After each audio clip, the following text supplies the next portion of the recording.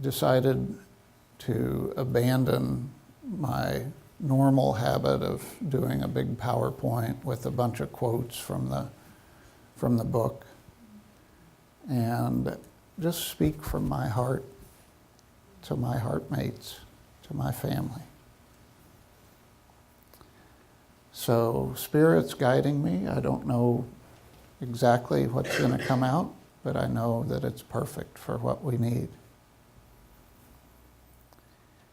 So the topic is healing, something all of us need. What I know is that healing has one source, and that source is love. So for those of you that kind of got into the habit of seeing my PowerPoints, I put together a PowerPoint on love, which are pictures that I've taken in the last few years that are messages of love from the universe to me. And so that'll go in the background, but I'd love for you to pay attention to me and hear my words. So what I know is there's only one source of healing in the world. For the last 15 years, I self-identified and been identified by others as a healer. It started when I took Reiki level 1 and Reiki level 2 and then Reiki level 3 and started teaching energy work at a massage school. I've done countless, probably 4,000 to 5,000 healing sessions in the last 15 years and taught other people to open up to their healing power. And what I know more than I've ever known before is I'm not the source of healing. I'm not a healer. There's one source of healing. That's the principle, the underlying principle of everything we've ever known and ever seen and will ever see, that principle, that power called love, the organizing principle of the universe. We all come from it. We all return to it. And anything we experience in this physical existence is something different than love. Anything that takes us off course, that creates discomfort or disease or suffering, is us being off course of what is the creative force of the universe. So there's one source. And if there's one source, then that means that's the only place we have to look for healing. There's no other place to look. And we've been told over and over and over and over and over and over and over and over and over and over and over and over and over again that if we're looking anywhere else, we're looking in the wrong place. Throughout history, the Old Testament, one of the 10 Commandments, thou shalt have no other God before me. That's a statement of where our source of healing is. I've lived 62 years on this planet. I've looked in all kinds of places for healing. I've searched for different things over and over again. I've put a lot of gods before God. So I'm not asking you to do anything I'm not willing to do, but I'm asking you what gods have you put before love, before the source of all of our healing? Do you seek out other people to tell you what you need to do to heal?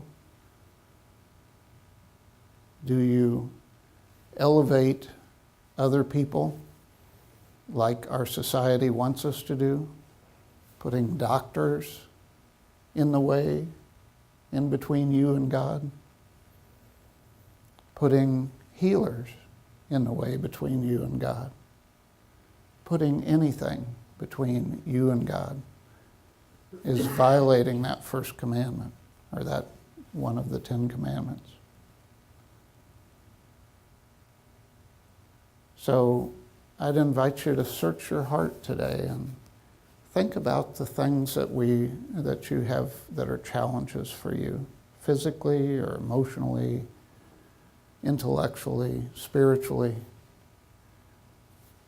What gods have you put in the way of the only source of healing, which is the energy of love that created everything that ever existed?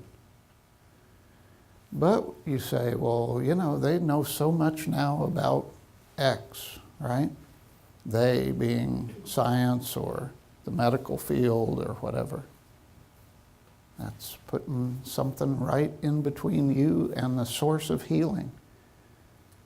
Do you think doctors know where healing comes from? Some of them do. But for most doctors, it's unexplainable to them as well. One of the core components of people getting better, our medical profession calls it spontaneous remission, right? It just went away. That's the power of love. That's the power of the healing force in the universe. It isn't necessarily because the doctor gave you the right pill or, gave you the right treatment. It's that somehow you did the inner workings to realign yourself with the creative flow of the universe and let all of the experiences, all of the collections of lower vibration energies just wash out of you and be replaced with what you came into this world with, which was beautiful, bright source energy. That's why we're all so attracted to infants. I mean, it's like, mesmerizing.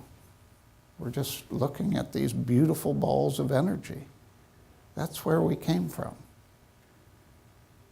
That's our job to maintain or to regain. So we talk some in the New Testament about resurrection. Resurrection.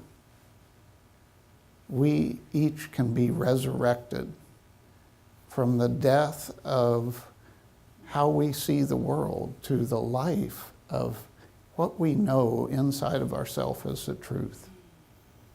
That all of us have that legacy. All of us are created perfectly. So, how do I understand what I do? People identify me as a healer. I've, had enough clients that come in because they've gone everywhere else. Nothing's worked. And after, a few sessions, maybe it takes several, they're transformed. All I can say is, all I'm doing is creating the conditions for them to change, for them to release any beliefs that are holding them down, so that they can blossom into who they were created to be. So I'm not doing the healing. I'm just helping create the conditions for that to happen. So what do I know about the conditions?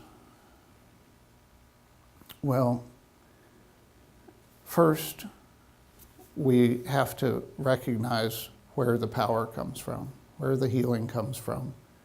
That any condition that any of us have is smaller than the power of the creative force of the universe to transform. There's nothing that even comes close to matching that power. And that's our first focus. The second focus is to make it personal. To say, okay, well, I'm carrying this condition or this suffering. I have to believe. I have to make a choice. Belief is choosing. Belief isn't something that just kind of comes on you and you just carry it for the rest of your life. And, belief is about making a choice.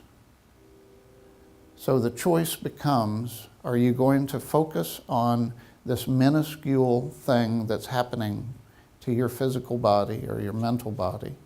Or are you going to focus on the healing power of the universe, on love, knowing that it is vastly more powerful than anything that we've individually carrying?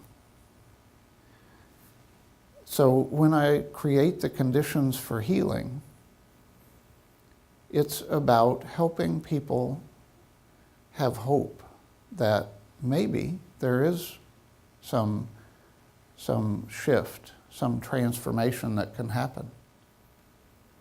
And so maybe there's hope for me, right?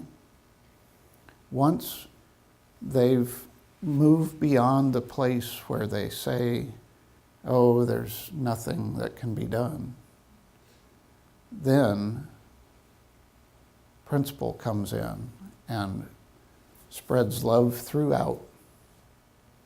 So my job is to hold that high vibration, the high watch for people to recognize that they are so much more than their condition, whatever that is when they come in. It's real easy to kind of get into that place where you're so turned into yourself and your individual existence that you forget that there's an incredible world all around you that was created by the creative force of the universe, and it's beautiful, and you are too, and you can transform anything that comes through you. So that's the second element, is to shift your belief, to have faith in that power that is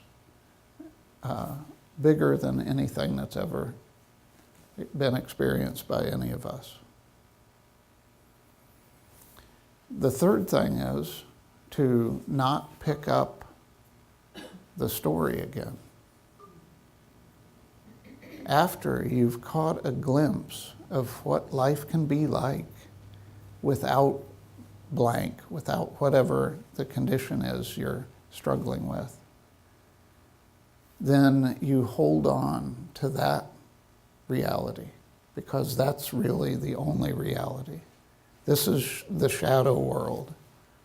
And the reality is we're all connected all the time to everything, and God's in and through all of us. And we have access to the power and might. And so holding that thought is what unity talks about when they talk about affirmations. When they talk about going into the silence, to hold that divine idea. So the Old Testament said, thou shalt have no other gods before me. Jesus updated that same statement with an affirmative statement instead of a don't do this. He made it into the affirmative. Seek ye first the kingdom of God. That's the same message. We've heard it over and over and over again. If you have single-mindedness of purpose about being in the kingdom of God, and we spoke a couple of months ago about the difference between the kingdom of heaven, which is divine ideas, and the kingdom of God, which is the way that we manifest those divine ideas into our world, then we seek the kingdom of God. We seek to embody the love that we came from.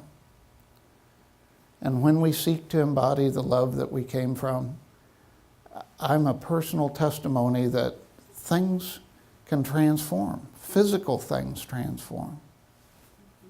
I'd be happy to give you some examples. If you look at my medical chart, I have asthma. I like to run, and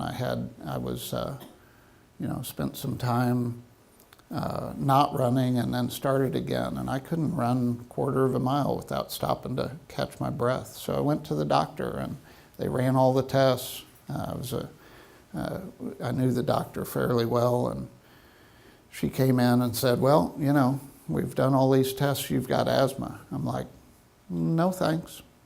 What else you got? Got any other options for me today?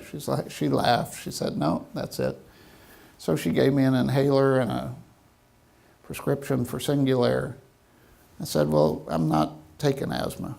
So I didn't even fill the Singulair prescription. I got the inhaler, and I started running, and every time I got short of breath, I took a hit on the inhaler until I could run through my shortness of breath. And a few years after that, I was training for a marathon. So I don't have asthma. The belief system was offered to me to have asthma, and I said, no thanks. So that's a success story. But as I stand here today, I have to tell you that not everything in this body of mine has been a success story. There's things I'm working on today, right? My family has a history of high blood pressure. My dad had it, my mom had it. All four of my siblings are on high blood pressure medication. I'm working at turning off that gene so that I don't have high blood pressure. I haven't gotten there yet. There's more that I've got to clear out, more love that I've got to bring in. But we know from science the concept of epigenetics. Epigenetics is the fact that we can have genes that tell us, that give us predispositions to things. But it's not the gene that causes the condition. It's the information that comes into the gene that turns it on, that causes the condition. So there are people with the same genes from the same parents. One, the gene turned on, one, the gene didn't turn on. And do you know what the main difference is? Our thoughts and stress. The ways that we engage the world are information that turn on or turn off our genes. It's scientific, it's epigenetics. Now, science uses chemicals to turn on and turn off genes. Pharmaceutical companies have made a lot of money figuring out how to do that with a chemical. But chemicals aren't the only source of information to our genes. Our thoughts and our emotions and our internal landscape also inform our genes, and we can turn them on and off with our thoughts and with our internal landscape. And that's what unity teaches us to do. That's the process of denials and affirmations, of saying, I came from love, and I am healthy and happy and harmonious. Moving into that place where that's your consciousness, then the power of love can help shift any condition that we have, anything. So the end of this story is that, well, what about conditions that never seem to shift? Is it then my fault that, I have X and I can't seem to figure out what part of my consciousness is holding this into my life?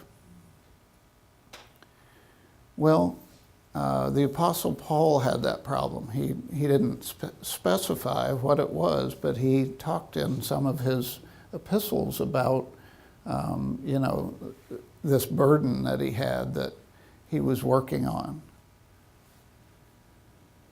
So for me, what I've come to know is that the things that are not right, that are not love inside of me, like high blood pressure or tinnitus. I've got a little ringing in my ear for a few years. Those are my teachers. The next step beyond healing what you can is embracing your experience as a human being and embracing those challenges as part of the human condition and loving anyway, loving yourself anyway, loving yourself in spite of any kind of condition that's still manifesting in your body. And who knows?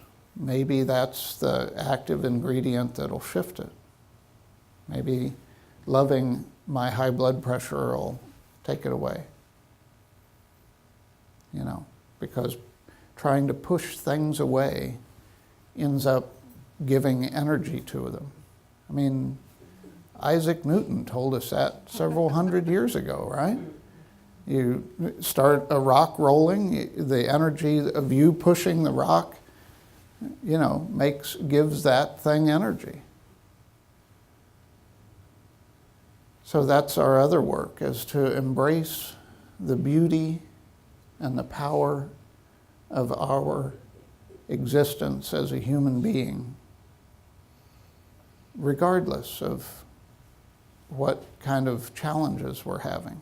In fact, those challenges often are the breakthrough to awe and bliss and just an understanding that it's beautiful, just as we are. We are beautiful beings of God.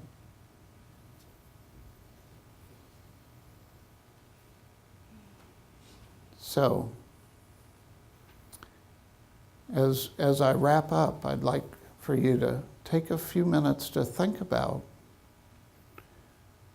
what gods have you put in the way of the healing power of the universe. We've all got challenges. We've all got things that aren't quite the way we want them to be. How do you go to source? It's like we run around looking for bottled water while there's a spring of pure water right next to us. And then we have to ask everybody if that's real or not. We know. We know in our heart because we came from love. We are love. Anything, any perception otherwise is a distortion, is a shadow of the reality of love. So that's healing. Healing is connecting back to the source of your being, to the only energy that brought you into this world, that you can never lose connection with. We can think we've lost connection, but that's thinking.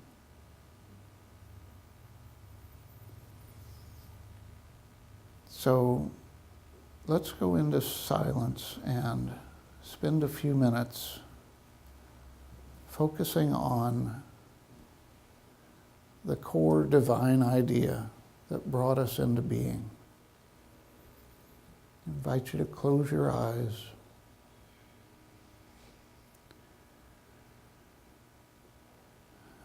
And the word that I invite you to focus on is love. Love.